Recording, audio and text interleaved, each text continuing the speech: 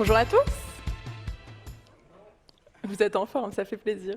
Je suis vraiment contente de partager ce moment avec vous et j'aimerais commencer en faisant connaissance avec vous.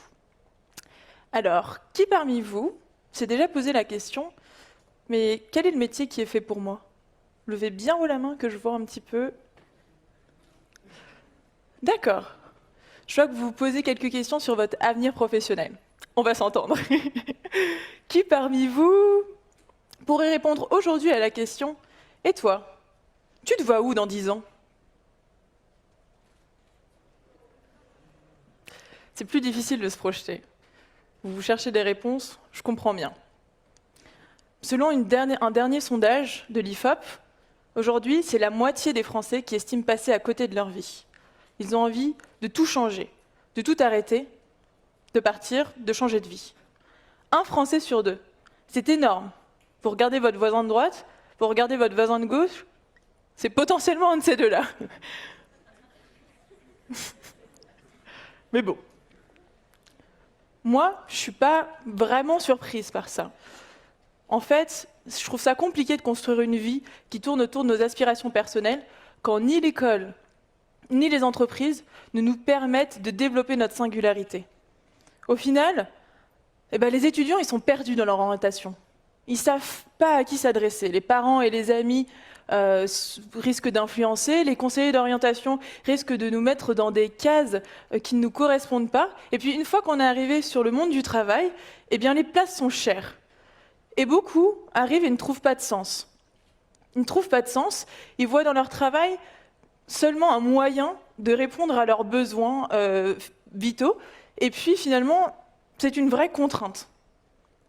En fait, on est en train de perdre nos vies en essayant de les gagner. Pour moi, il y a vraiment un problème. Et si vous remettiez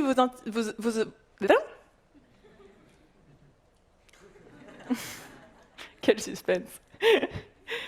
Et si vous mettiez vos inspirations personnelles et si vous mettiez vos aspirations personnelles au cœur de votre vie? Et si chacun de vous était capable de construire son avenir en fonction de sa vocation? Alors, vocation, vous n'allez pas entendre de la même façon. Pour certains d'entre vous, ça va être le métier que vous rêvez de faire depuis tout petit. Businessman, médecin, clown, artiste, pompier, et j'en passe. Pour d'autres, ça va être beaucoup plus flou. Peut-être que vous avez l'impression de ne pas avoir de vocation, et peut-être que ça vous paralyse dans la construction de votre vie. En fait, la vocation, c'est un peu comme la quête du grand amour. En fait, on en entend beaucoup parler, mais on ne sait pas vraiment où chercher. Alors, ces gens-là qui n'ont pas reçu cette formule magique sur le berceau de la vocation, ils devraient quand même pouvoir s'épanouir dans leur milieu, dans leurs études et dans leur vie. Pour moi, la vocation, elle peut avoir plusieurs visages. Elle peut vous tomber dessus quand vous êtes enfant ou un peu plus tard dans la vie. Et puis elle peut être fidèle, elle peut partir, elle peut revenir. En tout cas, pour moi, une chose est sûre, c'est que votre vocation, vous pouvez aller la chercher de différentes façons. Pour moi, la vocation, c'est un idéal qu'on peut trouver au carrefour de différents enjeux. Un enjeu financier, bien sûr, que vous soyez rémunéré, un enjeu affectif, que vous aimiez ce que vous faites, un enjeu lié au talent, que vous soyez doué dans ce que vous entreprenez, et puis finalement un enjeu sociétal, que vous répondiez à un besoin du monde qui n'est pas satisfait ou peu satisfait. Alors ça fait beaucoup de critères tout ça, hein. Et puis finalement c'est rare les personnes qui ont ce genre de vocation. Mais combien vont la chercher? Combien vont essayer de la créer? Vous? En tout cas, moi j'ai décidé d'essayer. Parce que je fais ma maline avec mes histoires de vocation. Mais en fait, j'en ai pas non plus. Et je l'ai vraiment vécu comme un handicap. J'avais l'impression que tous les choix que je faisais allaient avoir un impact énorme et que les erreurs de parcours étaient intolérables. Pourtant, c'est difficile de savoir quel chemin prendre quand on ne sait pas où on va. Alors finalement, j'ai avancé, j'ai continué, et puis j'ai découvert que, finalement, avoir une voie, c'est bien, mais la construire, c'est peut-être encore mieux. Et moi, eh bien, j'ai trouvé du sens dans mon parcours en créant des projets. Ce dessin, pour moi, il récapitule bien l'escalade du projet. Finalement, quel que soit le projet, que ce soit un projet de vacances, de couple, un projet artistique, qu'il dure une semaine, un mois ou toute la vie, il se fait par étapes. On se met en route et pas à pas, on arrive à atteindre des sommets qu'on pensait inaccessibles initialement. Tous les grands, tous les grands personnages historiques, ils sont passés par là.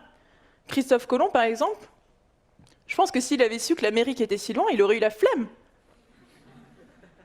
Alors au final, le plus beau projet qu'on puisse créer, c'est celui de notre vie. Alors je me suis mis en chemin pour créer mon projet, pour trouver ce projet professionnel et pour aller chercher cette vocation que je désirais tant. Alors je vais vous présenter un peu les différentes étapes par lesquelles je suis passée pour aller la chercher, ma vocation. Soyez toutes et tous bienvenus une fois encore. J'espère que vous allez bien. Alors, bonsoir, Carmen, Caroline, Paola, Leonardo, Daphné et Sébastien. Oui, excellent. Bonsoir. Bonsoir, Bonsoir. bonsoir. Bonsoir. Alors, bonsoir, Caroline. Alors, excellent. Alors, oui, en effet. On a déjà vu le passé composé et avec l'auxiliaire avoir, avec l'auxiliaire être, avec les verbes pronominaux. Alors, j'imagine et je pense que ça marche, n'est-ce pas? Et c'est tout bien compris. Avant de passer à voir une chose très importante, que c'est l'imparfait. Un, un nouveau ton verbal qui s'appelle l'imparfait. Et donc, comment est-ce que vous voyez le passé composé en général? Ça marche ou ça ne marche pas très bien? Et qu'est-ce que vous dites?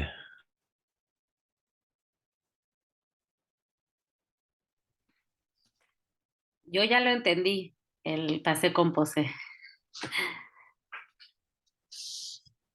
Excellent, excellent. Merci Caroline. Et les autres? Paola, Leonardo, Daphné, Sébastien, Gabriela. Qu'est-ce que vous dites? Carmen aussi. Ça marche avec le passé composé?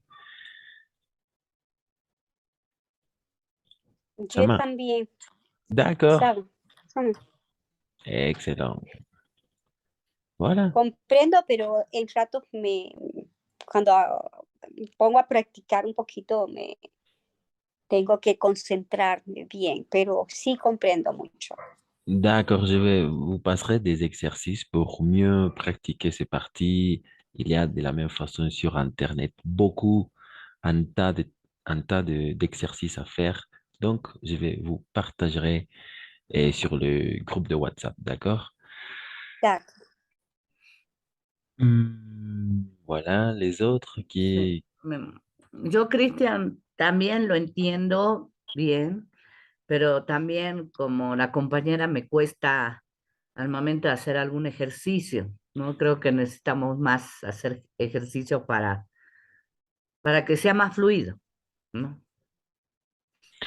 D'accord, d'accord, ça marche. Donc, je vais vous passer le lien sur Internet et des devoirs, des tâches, et vous pouvez les faire et je vais les corriger. Vous pouvez m'envoyer les activités et après, je vais corriger et donc, je vous envoyerai de nouveau pour comprendre ces parties, d'accord?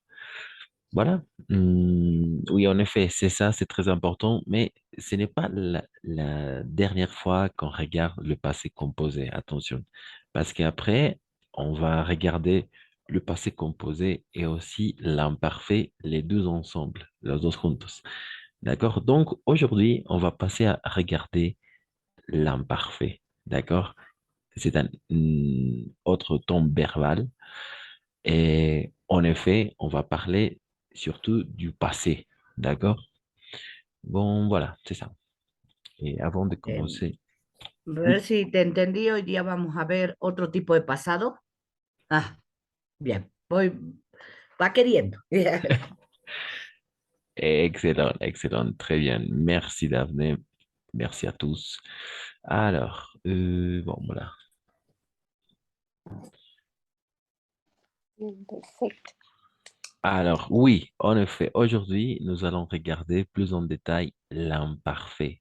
En effet, c'est un ton verbal aussi au passé. Avec le passé composé, on a déjà fait des exercices, mais avec l'imparfait, on aura la capacité déjà de pouvoir lire des journaux, des contes, histoires, littérature, des revues, etc. D'accord? Des nouvelles sur les journaux les plus importants. C'est ça. Le passé composé avec l'imparfait, ce sont deux temps verbaux très utilisés à l'oral, à l'écrit, etc. Donc, on va passer à regarder plus en détail l'imparfait. D'accord? Et pour ça, alors, j'aimerais bien que quelqu'un peut lire ces parties dans un premier temps. Quelqu'un? Quelqu'un qui veut essayer de lire, peut-être?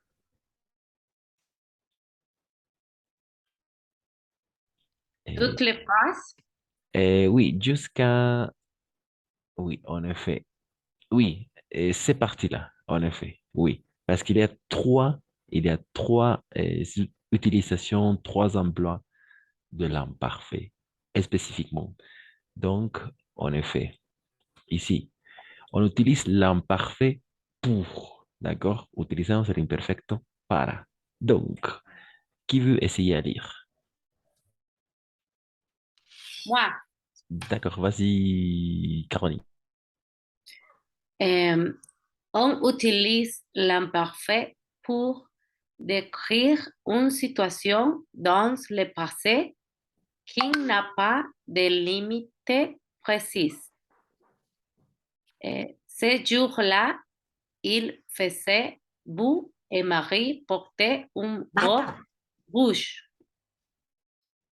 Et parlait d'une habitude. Quand j'étais jeune, j'allais tous les ans en vacances chez mon oncle Jules. Exprimer l'impotence ou l'irréalité d'un fait. Ah, si j'étais riche. Oh, en effet, ça marche très bien. Très bien, bravo, Caroline. En effet. Alors, l'emploi, l'utilisation de l'imparfait. Dans un premier temps, on va utiliser l'imparfait pour décrire une situation dans le passé qui n'a pas de limites précises, qui n'a pas de limites précises, d'accord? Décrire une situation dans le passé qui n'a pas de limites précises. En effet, par exemple, ces jours-là, il faisait beau et Marie portait une robe rouge. Personne connaît l'origine et quand est-ce que l'action a fini, n'est-ce pas? Hacía un buen clima y María llevaba un vestido rojo. Aquel día, ¿no? Ce jour-là, aquel día hacía un muy bonito clima, un muy buen clima. Il faisait beau et Marie portait une robe rouge y María llevaba un vestido rojo. Donc, décrire une situation dans le passé qui n'a pas de limite précise, dans un premier temps. Première utilisation. Deuxième utilisation, parler d'une habitude, d'accord? Des choses qu'on faisait plusieurs fois. Par exemple, quand j'étais, quand j'étais jeune, j'allais j'allais tous les ans en vacances chez mon oncle Jules. Quand j'étais jeune, j'allais tous les ans en vacances chez mon oncle Jules. Cuando era joven, ¿d'accord? Cuando era joven, iba iba todos los años de vacaciones a la casa de mi tío Jules, n'est-ce pas? Parler d'une habitude, une action répétitive au passé, n'est-ce pas? Quand j'étais jeune, attention, j'allais tous les ans, n'est-ce pas? Donc, le deuxième emploi, parler d'une habitude, et le troisième emploi, c'est exprimer une hypothèse ou irréalité d'un fait, en effet.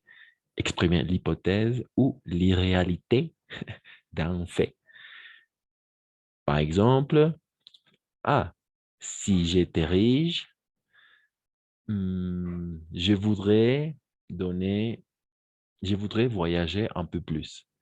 Si sería rico, me gustaría viajar más. Alors, une hypothèse, d'accord? C'est ici, on va mettre comme conditionnel. Si plus imparfait, imparfait, plus le conditionnel présent. C'est ça la formule d'une hypothèse, la formule d'une hypothèse en français. Si plus imparfait plus le conditionnel présent, hypothèse. Si sería rico, haría esto, ¿no? Si llovería mañana, haría o no haría tal cosa, ¿no? Avec le conditionnel présent, imparfait, imparfait, voilà. Mais une fois encore, exprimer une hypothèse ou irréalité d'un fait. La irréalité no es real, ¿no? Por eso son hipótesis. C'est pourquoi ce sont des hypothèses. Hypothèses. Donc, mais en général, on va nous concentrer sur ces deux emplois. Décrire une situation dans le passé qui n'a pas de limites précises et parler d'une habitude. D'accord? Au passé, bien sûr. Voilà. Jusqu'à là, ça marche? Qu'est-ce que vous dites? Bonsoir, Carole, Paola, Sébastien, Daphné, Leonardo, Maritza. Bonsoir. Qu'est-ce que vous dites? Ça Oui. marche jusqu'à là? Ça marche ou ça ne marche pas? Très bien. L'imparfait, un autre temps verbal, au passé, n'est-ce pas? Décrire une situation dans le passé qui n'a pas de limites précises. Et le deuxième emploi, parler d'une habitude, hablar de una costumbre, d'un hábito, en el pasado, au passé. D'accord? Et ce jour-là, il faisait beau et Marie portait une robe rouge. Aquel día hacía un buen clima y María llevaba un vestido rojo. Hacía. Parler d'une habitude. Quand j'étais jeune, j'allais tous les ans en vacances chez mon oncle Jules. Cuando era joven, iba todos los años de vacaciones a la casa de mi tío Julio. Et la troisième situation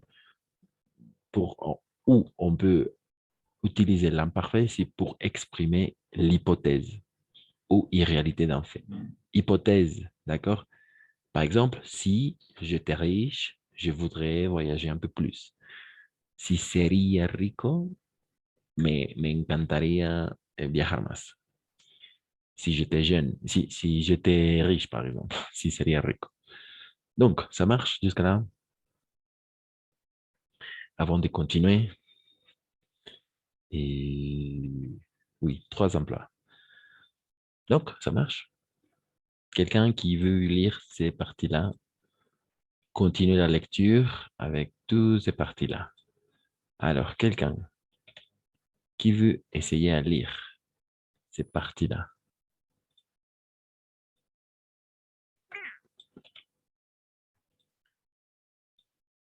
Donc, voilà. Excellent. Qui veut essayer à lire? On va parler de la formation. Comment est-ce qu'on va former l'imparfait. D'accord? C'est très important et très intéressant. Après, à la fin, je vous envoyerai l'histoire, l'incroyable histoire de l'imparfait pour mieux comprendre les terminaisons, sa formation, etc. D'accord? Donc, qui veut lire ces parties-là? Yo, Christian, leeré. Vas-y, Daphné, excellent, merci. En forme, l'imperfect en ajoutant les terminaisons as, at, yon, yes, alien. O espera que- radical de la primera persona du pluriel du present del indicativo. Infinitive aller, present, nous allons, imperfect, al, as, at, ion, yes, alion. ¿Por qué hay dos veces as? D'accord, dans un premier temps, excellent, très bien, Daphné, merci. En effet, et ce sont des terminaisons, d'accord? En effet, on ajoute, on forme. Avant de répondre à ta question, on forme l'imparfait, on va prononcer imparfait, en ajoutant, en effet, les terminaisons suivantes, d'accord? AIS, AIS, AIT, IONS, IEZ, AINT, d'accord? Donc, ce sont des terminaisons qui, on va prononcer, c'est, on va prononcer toutes ces terminaisons, on va prononcer et, d'accord? Et, simplement et, d'accord? Sauf ces deux, comme bien tu l'as dit, ion, ie, d'accord? Sauf ces deux cas. Ion, ie. On va prononcer ion, ie. Mais pour cette terminaison, on va prononcer et, simplement et. Je sais qu'il y a AIS, AIS, AIT, AINT, mais à la fin, on va prononcer simplement comme un et, d'accord? Comme terminaison, et. D'accord? En effet, ici, ion, ie. Ça marche. Donc, et au radical de la première personne du pluriel du présent de l'indicatif. Alors, c'est quelque chose de très intéressant parce que pour former, pour construire l'imparfait, on va nous concentrer sur la première personne du pluriel, c'est-à-dire nous. D'accord? C'est ça la première personne du pluriel, nous. La première personne du pluriel, nous. D'accord? Au présent. N'importe le verbe, on va simplement se concentrer sur la première personne du pluriel au présent. D'accord? Donc, on va laisser d'un côté les terminaisons ONS, n'est-ce pas? On va laisser d'un côté, on va éliminer les terminaisons ONS, d'accord? Et on va simplement nous concentrer sur le radical, c'est-à-dire al, d'accord? Al. Donc, on va former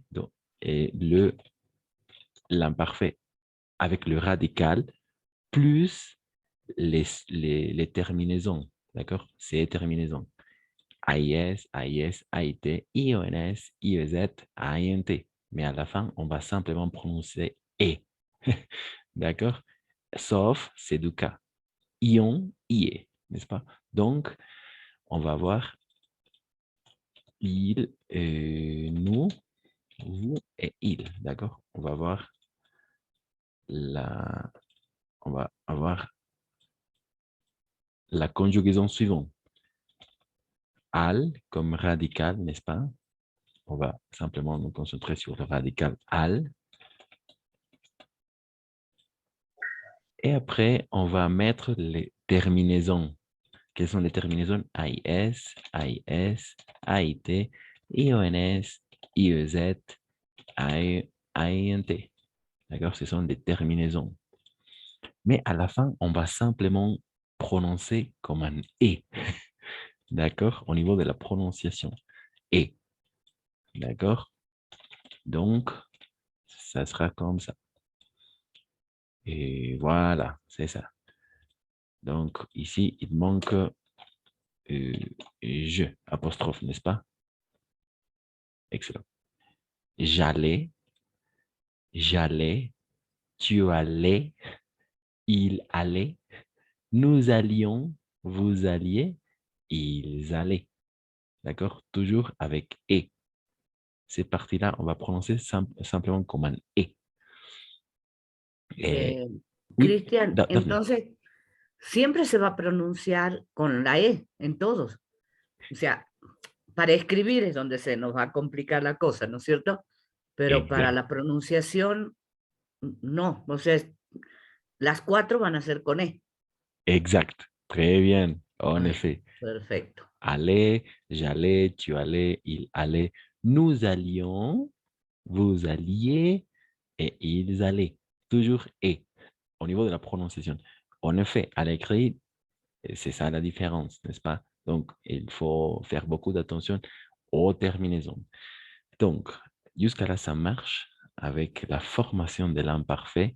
N'oubliez pas, n'oubliez pas, on doit se concentrer sur la première personne du pluriel au présent. D'accord? Et on va euh, repérer le radical du verbe en question. Et après, on va ajouter toutes les terminaisons.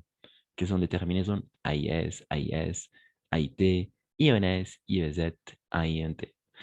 Donc, ça marche. Jusqu'à là, qu'est-ce que vous dites? C'est bien compris, c'est difficile. Carole, Caroline, Daphne, Gabriel, Leonardo, Paola, Carmen, Sébastien, Rui. ¿Ça marche? Una consulta. Oui, Carmen, Caroline. Entiendo lo de las terminaciones, de cómo terminan. Lo que no me quedó claro es esto del present en primera persona. ¿Por qué está ahí? ¿Qué significa lo de nous? Ah d'accord, c'est la première personne du pluriel. C'est-à-dire, attention, c'est la première personne du singulier. Alors, la première personne du singulier, c'est je, la première personne du singulier. La deuxième personne du singulier, c'est tu. La troisième personne du singulier, c'est il. Donc, on va recommencer. La première personne du pluriel, c'est nous. La deuxième personne du pluriel, c'est vous. Et la troisième personne du pluriel, c'est il ou elle, n'est-ce pas? Ici, ce sont les pronoms sujets, los pronombres sujetos. D'accord? Je, tu, il. Ce sont, Ah, ya, pero el ejemplo de que está aquí de nous puede ser cualquiera de los otros. O sea, este es solamente un ejemplo que pusieron ahí. Podría haber sido je, tú, lo que sea. no. Por eso, para formar el imperfecto, solamente nos vamos a concentrar en la primera persona du pluriel, nous, au présent, al presente. Vamos a extraer su radical y vamos a agregar, adjuntar las terminaciones. Alors, comme un exercice, on peut faire un verbe, ici comme un exercice. Comment est-ce qu'on va former l'imparfait? Par exemple, avec un verbe. Qui veut essayer? Un verbe à l'infinitif, n'importe quel verbe. Dormir. Dormir, parfait. Dormir, excellent. À l'infinitif, dormir, n'est-ce pas? Ça marche. Dormir, en effet. Donc, on doit passer pour conjuguer à la première personne du pluriel, c'est-à-dire nous, au présent. Nous dormons. Nosotros dormimos, n'est-ce pas? Nous dormons. Au présent, al presente. Donc, on va laisser d'un côté la terminaison ONS et on va simplement se concentrer sur le radical dorm. D'accord? Dorm, c'est le radical. C'est le radical, une fois encore. Je vais le noter ici, le radical dorme. radical. Donc, pour former l'imparfait, comme une formule, c'est le radical, plus les terminaisons. Terminaisons. Voilà, c'est ça. Imparfait, Sería como dorme. exact, oui, c'est ça. Imparfait. Dormez. Je dormais, tu dormais, il dormait, nous dormions, vous Ons. dormiez, il dormait, n'est-ce pas? Donc, Oui. je vais le mettre ici. Au lieu de... Voilà, c'est ça, exact. Ici. Donc, le radical, c'est dort, n'est-ce pas? Dorme. Dort. Je vais simplement copier-coller. Copier-coller, copier-coller, dorme. Donc, je vais ajouter les terminaisons de l'imparfait. Et on va toujours prononcer « et ». Par exemple, je dors, oui, dormais. Dorme. Ah oui, c'est dormant ici. Attention, nous dormons, oui, nous dormons, doré. Oh, attention. Et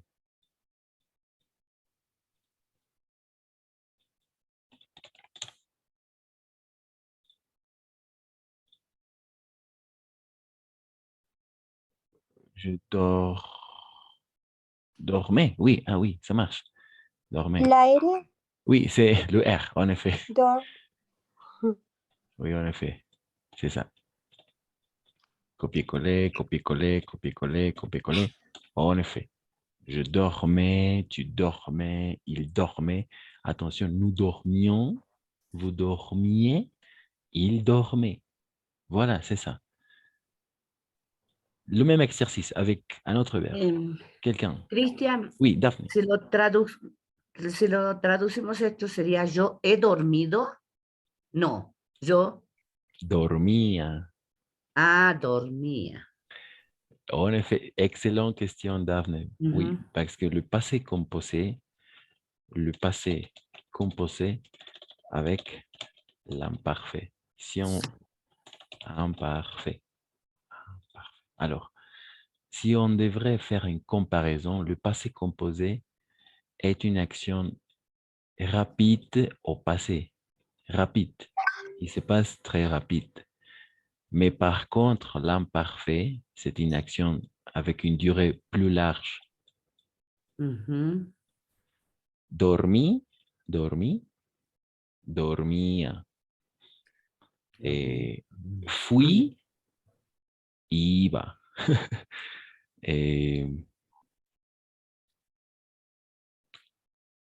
Miré, miraba.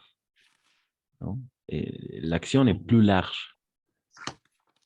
L'action est plus large. Par exemple, j'ai regardé. Regardé. J'ai regardé. Miré, je regardais. Je regardais. Miré, miraba. ¿D'accord? Ujú. Los aba, iba, esas terminaciones son para nosotros. Aba, iba, dormía. Mm. Ok, Avec un autre verbe. perfecto. Oui, excellent. Donc, un autre verbe, quelqu'un qui veut essayer pour former l'imparfait, n'importe quel verbe. Dormir, a leer.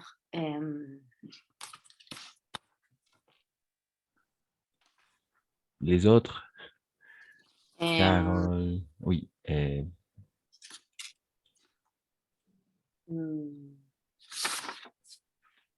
Verbs, Leonardo, Maritza, Paola, Rui, Carmen, Gabriela, Maritza. Il y a, alors, on peut travailler à n'importe quel verbe. Tous les verbes ont la même façon pour former l'imparfait. el verbo ir, Pardon, Carmen? Ir, Ah, aller. aller. Aller, Ya oui. hicimos, el de arriba. Oui, en effet, c'est aller, nous allons. Ella. Donc, vous Courir. allez, etc.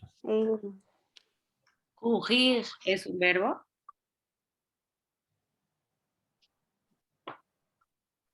No. Escribir. Escribir. ¿Sí? Leer. Courir es un verbo, es correr. Sí. Courir. Courir Correr. con una R.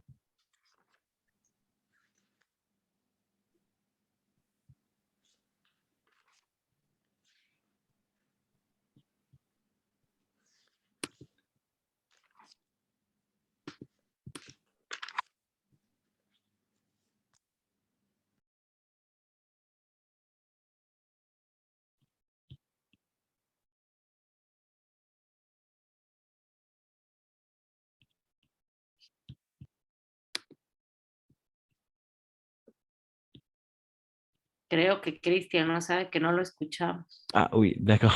Merci. No se te escucha. Oui, alors mettons, oui, écrire, n'est-ce pas? Écrire, créer, courir, n'est-ce pas? Et créer, nous... Alors, on va se concentrer simplement sur la première personne du pluriel, Courir. c'est-à-dire nous. Nous écrirons. Nous au présent, le verbe écrire. Nous, Escribimos. oui, en effet, ça marche. Écrire. Nous Écri- écrivons. Nous écrivons, en effet. Nous écrivons, ONS, n'est-ce pas? Excellent. Créer, nous créons. Nous courir, nous courons. Nous Courons. courons. Oui, courons. Courons, courons. Courons. Oui. Courons, en effet. Nous courons. Donc, ce sont les trois conjugaisons. Au présent, attention. Écrire, nous écrivons. Créer, nous créons. Courir, nous courons, n'est-ce pas? Donc, on va simplement se concentrer sur le radical. Écrive, créer, et écrive. Donc, écrivez, on va mettre ici, n'est-ce pas? Ici, avec le radical. Parce qu'on va laisser d'un côté ONS. ONS, ONS, ONS.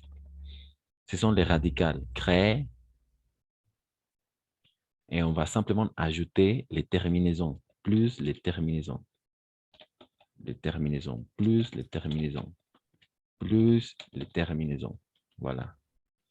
C'est ça. Quelles sont les terminaisons? AIS, AIS, AIT, IONS, IEZ, AINT. Mais au niveau de la prononciation, on va toujours prononcer E. Sauf ces deux cas, n'est-ce pas? Ion, IE. Voilà, c'est ça. Alors, avant de continuer, vous pouvez... Alors, la réunion va se couper. Donc, je vous invite à se reconnecter et après, on va continuer avec ces parties-là, d'accord? En faisant des exercices. Et ça marche jusqu'à là? Ça marche. Ça marche. Merci et à tous et à toutes.